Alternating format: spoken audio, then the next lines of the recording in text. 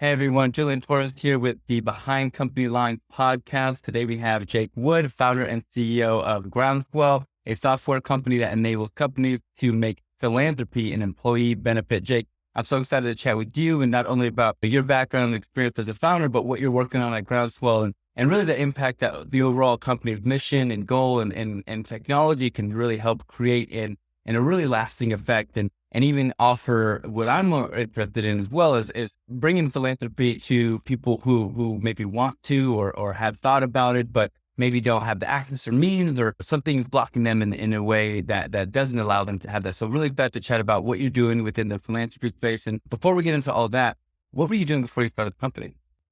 Yeah, well, I started Groundswell about 2 years ago. And prior to this, I was kind of still in the social impact space. I'd started a nonprofit back in 2010 called Team Rubicon that I ran for almost 12 years. And that grew into a pretty significant social enterprise. It was a disaster response and humanitarian relief organization that by the time I was done running it had grown to about 150,000 volunteers around the globe responding to disasters, humanitarian crises. And I think apropos to the story of Groundswell and the founding inspiration of Groundswell, raised about $300 million in philanthropy doing that. So just really understood how philanthropy worked and also understood how it could be done better. So that was part of the transition and inspiration into Groundswell.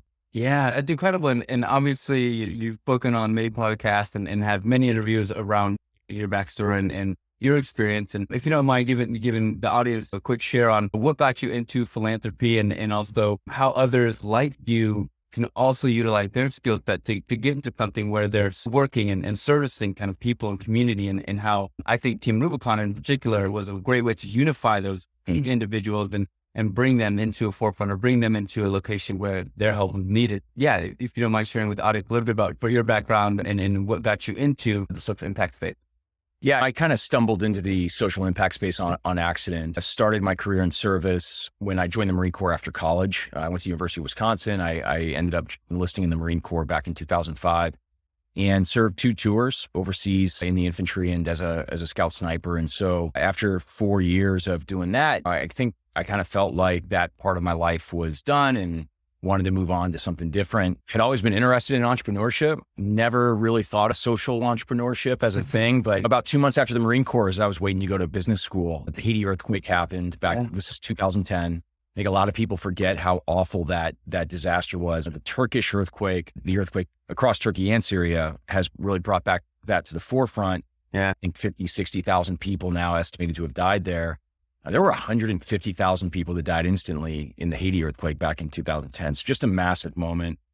Was inspired to help. I've organized a team of military veterans and doctors to go down there, and not with the intent of starting a nonprofit organization, but it of course snowballed into that. And 12 years later, it was a major $75 million a year enterprise. Yeah, it's incredible. And I was watching another interview of yours, and one question that I've always just pondered over time. I'm not someone who has served, so I don't have the insight here. But I'm always curious: how is the transition going from military into kind of civilian life, and what are ways that I guess military veterans have difficulties transitioning into kind of civilian life and even obviously you as an entrepreneur into being a founder of a company, and what are some pros that you come with in terms of the training you come with, but also what are some challenges that you face transitioning from one life into another? Yeah, I mean, listen, I think there's a lot of places I could take that question and how I answer it. My wife likes to joke that I actually never got out of the Marine Corps because I started Rubicon right afterward. I was just running around the globe, running missions all over again. And so in some ways that made it a bit of a soft landing. I still had a very purposeful, mission-driven job and deploying to communities after these horrific events and helping and assisting. But then kind of what's it like going from the military to being a founder and entrepreneur? I actually think that it was incredible training for that. I ended up dropping out of my MBA program because I felt like I had the skills I already needed. When you think about what I did in Iraq and Afghanistan, I was leading or helping to lead teams in ambiguous environments, with limited information, limited resources, and super high stakes. And I mean, that's what entrepreneurship is. Yeah. And so felt like I was pretty well prepared for it. Now, was I as adept at how to build out a pro forma and forecast 5 years of cash flows? No, but I could learn that. That's the amazing part of entrepreneurship. Yeah. And in particular, philanthropy, I know you said you didn't mean to go into social impact and go into a space and entrepreneurship and building business around social impact. But I guess prior to Team Rubicon, what was the incumbent in terms of after disasters and just focusing on that and obviously wanting to move to Groundswell? But what was the incumbent kind of, I guess, reaction that I guess whether it was companies or organization had in response to, say, natural disasters or instances where people needed a lot of support and impact? Was it mainly government? Was it government on one side versus another side? Were there private organizations that were helping teams and relief? What was the process prior for people to actually get help? Yeah. So I think one of the things I observed, and I didn't know this until I just started doing it, was post-disaster situations are massive public-private partnership opportunities. Obviously, the federal government, state and local governments are heavily involved. And it's really that state and local government that's most critical in those moments. But then there's a patchwork, both formal and informal non-governmental organizations. So you think about formal NGOs like the American Red Cross, grant organization. And then you think about informal networks. You think about houses of worship, churches, mosques, synagogues. I mean, that's where, particularly in this country, you see a lot of people stepping in to fill the void. I think what we saw as the opportunity was we've had 3 million men and women come home from wars in Iraq and Afghanistan. They've been trained with taxpayer dollars in really specific skill sets that are very easily translatable into a disaster zone. Like, why not build an organization that inspired them to come together and repurpose that skill? That was really the vein that Team Rubicon tapped into. Yeah. And in terms of Groundswell, what inspired you to build a software company kind of focused on philanthropy and helping companies and use their corporate dollars for philanthropic purposes and helping their employees who maybe want to go in that direction or want to help people, but obviously there are time constraints with that, and there's a cost to taking your time away from work. What got you into creating a software, creating a platform? What was the catalyst for using technology to solve this problem? Yeah, so again, I raised about $300 million when I was running Team Rubicon, and I raised a lot of it from individuals. I raised a lot of it from companies. And I think I learned two truths. The first truth is the way that rich people give their money away was vastly different than the way that average people gave their money away. And I just saw that as fundamentally unfair. America is the most philanthropic country on earth, and it's not even close. And I feel as though we could use technology to level that playing field so that everyone could give like Bill Gates or get taxed like Warren Buffett. And the reality was, there was just the haves and have-nots when it came to that. So the first problem we wanted to solve was democratizing access to these tools that ultra wealthy people use to give their money away. The second thing that I saw was that companies think they're really good at giving away money, and they're not. They're good at making money. They're not good at giving it away. And there's a couple of different ways that they fall short, but I think most specifically, I saw companies missing an opportunity to engage their employees in that philanthropy by democratizing access to it. So instead of the CEO deciding where the company's going to give a 6-figure check because he or she's on the board of a local nonprofit, how do you now inspire and empower your people to bring their values to work authentically by giving them the opportunity to invest in the solutions that they think are best to the problems that they think are most pressing in their community? Yeah. And what does the access look like in terms of, you say the haves and the have-nots have some access to the resources, is the benefits, is the knowledge in terms of peer benefit that they're able to also accrue based on the help that they can provide? What is, I guess, the lack of information? Where is that, and what can people know more about? Yeah. So when high net worth people give money away, right, they give it through a tax advantage giving a vehicle called a donor advised fund. Every high net worth person on the planet has one of these funds, creates enormous tax advantages for them in their philanthropy. The second thing is rich people don't go, I'm speaking in generalizations here. Rich people don't go and do their own research on these issues when they're inspired to give. They have consultants and philanthropic advisors who are going and chasing down the best organizations in response to some inspiration or motivation to give. So if a rich person says, hey, I want to address homelessness here in Santa Monica, they're not going in and digging in on homelessness as an issue. They're saying, hey, who can I pay $25,000 a year to come back and bring me a report on the issue at a systemic, strategic, and tactical level, and who are the best players in the space that are addressing it? And so we felt like there was an opportunity to, one, make these donor advised funds more accessible. So we've built the world's most modern, affordable, and approachable donor advised fund that anybody can use for just as little as $1. The second thing is that donor advised fund, because it's built via a native mobile application for iPhone and Android, like, you have access to the information and resources at your fingertips for those issues. So we have our consultants feeding you recommendations on what you should support based off what your demonstrated issues are.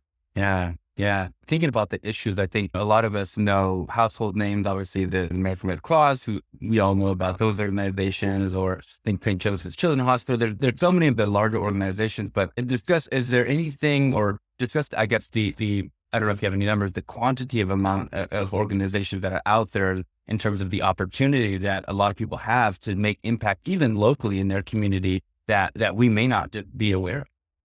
Yeah. So people will probably be astounded to know there's over 1.5 million charities in the United States. United States are registered with the IRS. And most of those, to be completely fair, are really small, like less than $10,000 a year in annual budgets. But and there's still upwards of around 50,000 nonprofits in the US with $5 million budgets or more. That's a bunch of nonprofits. Now, here's the interesting thing. People like to give where they live, and they tend to like to give to hyper-local organizations. So I'll use an example. We recently took a customer live just 2 months ago. It's a company called Whipley, based out of Wisconsin, about 3,000 employees. They're an accounting and tax advisory firm. And of the first 1,000 employees that registered with Groundswell and began giving funds, they gave away to something like almost 800 different organizations. So you think about 80% of their donations are going to a completely unique nonprofit. Yeah. So I think that's just indicative of how diverse their people really are. Even if they don't look diverse on paper, what they care about is going to be wildly diverse. Yeah. Yeah. Everybody has such a unique story or some experience, something that they connect to, and whether it's in their community or even a little bit further from that or further removed from that. People come from such different experiences. And one thing I was particularly excited about and interested about is, I don't know if you have any numbers that you could share, but what this allowance or what this access to be able to, as an employee or as a more, or I don't want to say lower net worth individual, but somebody that doesn't have the means of the access, if we're all able to actually start giving back to all the organization, what's the impact that we can see even in our day-to-day lives? Will we see something that will be measurable, I guess, even observable? Well, listen, we named the company Groundswell for a reason. We want to inspire a movement where we can make American philanthropy, which is $500 billion a year, right? That we can make that more efficient and unlock even more. It's estimated that employees working at companies miss out on $5 to $7 billion of eligible employee matches each year. So they have the ability to go to their employer and get their donation matched. Yeah. Almost $7 billion goes unmatched because the systems are obscure, the process is abysmal, and so the employees don't even do it. So we want to close that gap first and foremost.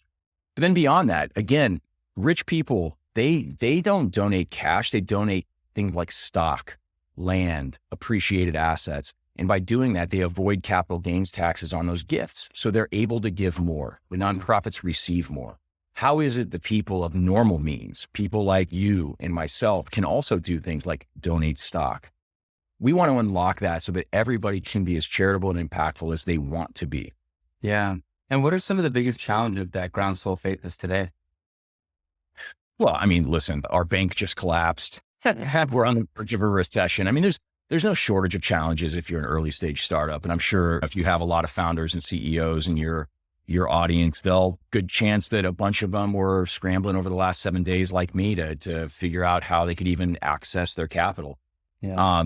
But we're running a B2B company right now, and it's not easy in this economic environment to be selling into companies, particularly when, I mean, let's be honest, we don't sell mission critical software. It's not cybersecurity. It's not database software. It's in some ways a nice to have. So it's not without challenges, but I think we also have a lot of tailwinds, right? There is a shift in the importance of social impact. Things like acknowledging and celebrating diversity, which we certainly can be an element of.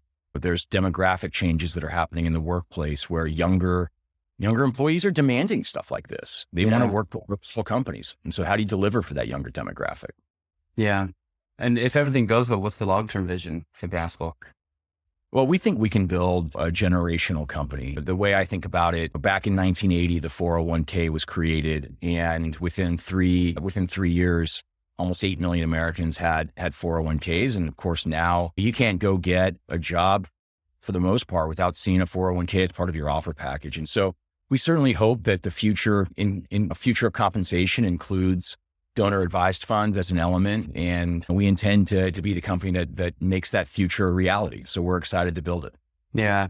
And describe when we're, say, approaching it as a user, say my company began working with Groundswell, how will I see that as an employee? Will I see it as part of a benefits package, like a healthcare plan? Will I see the ability to opt in, or is it like a 401k kind of software, like a Carta, where I can see my contributions and kind of track and where's my impact as an employee, and how am I interacting with the software?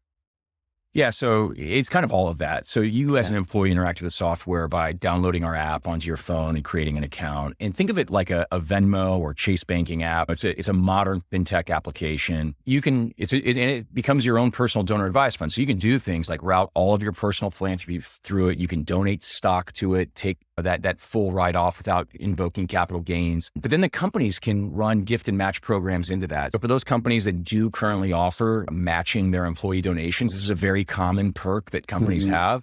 That match just automatically happens into your Groundswell account. So if you put $500 into your account, the company's match of $500 will just immediately be available in that account for you to give away. So just really recreating that experience, making it more impactful and powerful, and allowing employees we like to give like Gates, get taxed like Buffett, get recognized like Rockefeller. You should be able to give like your CEO. We believe that. Yeah. Yeah. And describe, I guess, I'd love to hear your perspective, your opinion. A lot of people have, say, there's the news kind of over time, over the years of organizations that are seemingly supposed to be philanthropic, but using the capital that they have, and whether it's nefarious ways or as a bad actor, or even not in the purpose that you intend to, are those commonplace, or should we have more confidence as contributors in other organizations? And how do we vet organizations that we want to give to or want to contribute to, but whether we have a Groundswell as a tool or not, how can we find the information to know and feel confident in the organizations that we're aligning ourselves with and contributing to? Yeah, I think that financial malfeasance within nonprofits is a boogeyman that gets vastly overplayed. You tend to hear one account of a nonprofit misappropriating funds, and people tend to extrapolate that across an entire industry. Of people who've dedicated their lives to doing good. And I think it's just really unfortunate. You'll sometimes often hear people say, oh, I don't want to give to a nonprofit. It's just lining the pockets of the people working there. Listen, if you're someone that's working at a nonprofit where your salaries are publicly available, like you have to list your salaries on IRS documents, this is not a get rich scheme. If somebody's going through the effort to do this, like they're the dumbest person on the planet, because it's not an issue. By and large, people that are dedicating themselves to working in nonprofits care deeply about the issues they're facing. They're experts in the issues that they're solving. And you can trust that they're going to be good stewards of those finances. So I encourage people to like dig a little bit deeper on that. But we also want Groundswell to be a source of truth. We want people to be able to easily evaluate a nonprofit's finances from within the app. We think that's their right. It's all publicly available information. And we want to be the place where people know they can go to easily find it. Yeah. Yeah. I like this next section. I call it my founder FAQ. So I'm going to hit you with some rapid fire questions, and I'll do what we get. First question is, what's particularly hard about your job? What's particularly hard about my job is, I think right now in this environment, it's ensuring that I can keep this team motivated and inspired to make it through a looming recession. Yeah. Everybody on this team is in it to win it, mission oriented, but hey, it's challenging times ahead. Yeah. Yeah. What are some ways that you reinstill culture as a function of your team and as a function of your job? A lot of founders talk about when you throw up values or throw up beliefs, it's one, you kind of put the direction or the compass on where the company wants to go, but reinstilling that over time to make sure your team cohesive is a challenge. And there's certain ways that they try to reinstill it, and whether it's stand-up conversations or reviews or team gathering. What are some things that you found helpful to reinstill culture in your team?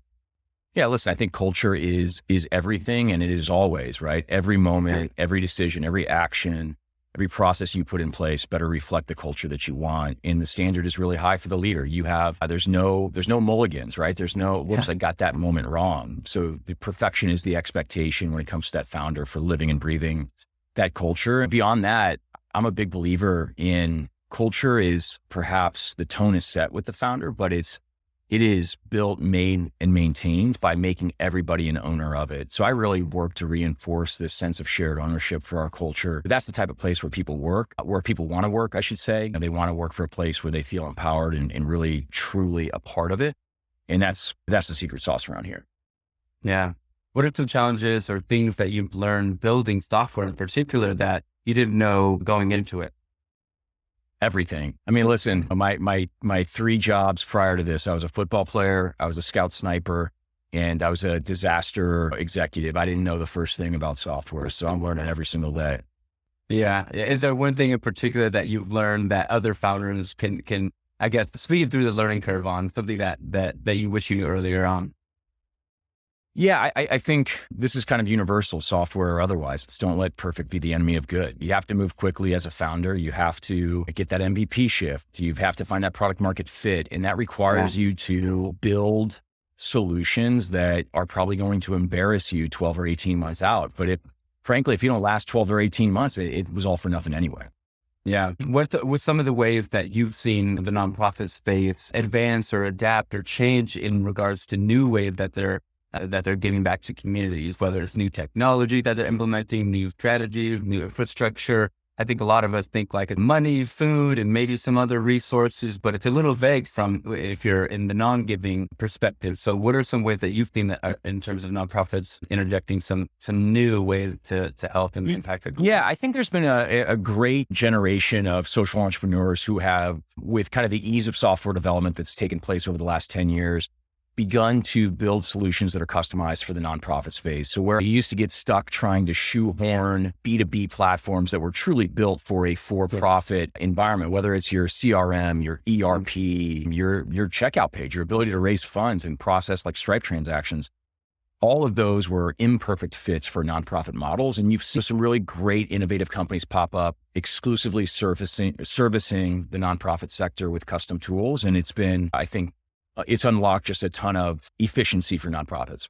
Yeah. Yeah. What's one thing that you spend a lot of time on that you didn't expect to spend as much time on at starting as an entrepreneur? You know, this is my second time, so I'm not sure I've been caught off guard by too much. It's the same thing. It's what's the purpose of the company that you're building? Who are the people that you're bringing? And then it gets back to culture, which we spoke about. Yeah. If I have the right unity of purpose, if I bring in the right people and I give them a culture that's guiding their decisions, their actions, their attitudes without my intervention, then we're going to go far and we're going to go fast. Yeah. How do you find good people? How do you find good people? You create something that people want to be a part of and they find you. Yeah. Yeah. I love that. If you weren't working on Groundswell, what would you be doing? If I wasn't working at Groundswell, what would I be doing? I think I ran Team Rubicon for 12 years because I was nervous. Even though I knew I wanted to start another company, I was nervous that I wouldn't be able to find something that was as purposeful or as impactful as Team Rubicon. And so I feel very fortunate that I came up with this idea for Groundswell because it gives me that purpose and impact. If I wasn't running Groundswell, it's hard to say. Yeah. I don't think there's an alternative out there for me right now.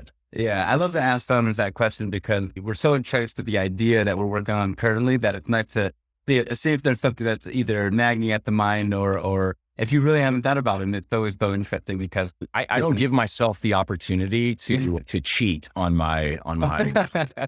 Yeah. Yeah. If you were to have a magic wand and have one wish, what's one thing that you wish your company could have now rather than either wait for it or not have it at all? What's one thing that you wish your company could have now? 5 million in ARR. Yeah. Yeah. I mean, I mean, listen, I wish we could have a pipeline of highly qualified prospects that seemed limitless right now. And we don't.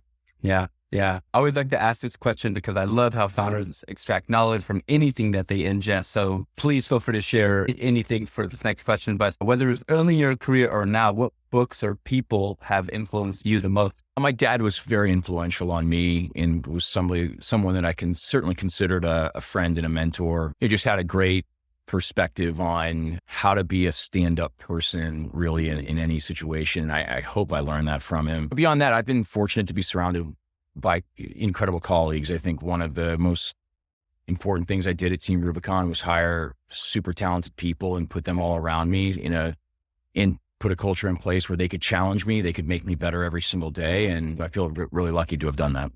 That's amazing. Any books, anything, any knowledge that you've ingested, that you've taken and still kind of use to this day? Listen, I was on a panel yesterday at South by Southwest and that question came up. And I think I don't read as many books these days as I used to. I more now immerse myself in kind of current events. And I think I try to immerse myself in those stories, not just from how they're being reported in the news, but a level deeper. Because I think that looking at things like what's happening in Ukraine or systemic oppression of minorities in China, like all of these things help you become a better entrepreneur because they are stories about immense challenges for which there's no simple solution. And so it stretches your mind in ways that you don't get stretched running a software company. And so I just think that it provides perhaps a little bit of a different computational capacity in my mind for when I'm seeing something that's truly a novel challenge for the first time. Yeah. That's well said. Well said. Before we give you a chance to obviously share your websites, your LinkedIn's, and where we can find you, is there anything I didn't ask you that I should have or that you would have liked to answer? I think that the only thing I would end by saying is like we see the stakes for our company as very high. There's no shortage of challenges in our communities, either our global or our local communities. And I think that it is a whole of humankind effort to resolve them. So we're really excited to build a platform that's going to at least power some component of that. And we talk about our vision being a future in which every solution is funded and every problem is solved. So it's ambitious, but the only things worth pursuing are. So we're excited about it. I love that. And last little bit for our audience, I know we've come to a close and it's been such a pleasure to have you on the show. Where can we find you? Where can we find Groundswell? Give us your websites. Where can we find you as a founder? Give us your LinkedIn's, your Twitter's. And where can we support you? And also, if we have a company that's looking for alternative ways to benefit their employees, where can we find Groundswell? Yeah, so Groundswell is easy to find at www.groundswell.io. And obviously, we're active across all the social media channels. I'm happy to connect with any of your listeners directly on LinkedIn. Jake Wood, you can find me pretty easily. If you want to learn more about the great work Team Rubicon's doing, they're easy to find as well, teamrubiconusa.org. And again, I would just encourage folks to come and find us, connect, take in our content, and see if democratizing philanthropy is something that you're interested in your company. Amazing, Jake. It's such a pleasure not only learn about your background around your experience, transitioning from the military into an entrepreneur, that whole transition and how it seems as though there was a lot of tools and training that really helped guide you in this next kind of stage in your life. And also exciting to see what kind of impact Groundswell has been up to and how we locally, and if we don't have a huge network, but we could still access ways to give and we can still be a part of that whole mission. So it's such a pleasure to have you on the show. Thank you again for joining us. Yeah, of course. Thank you for having me. Cool.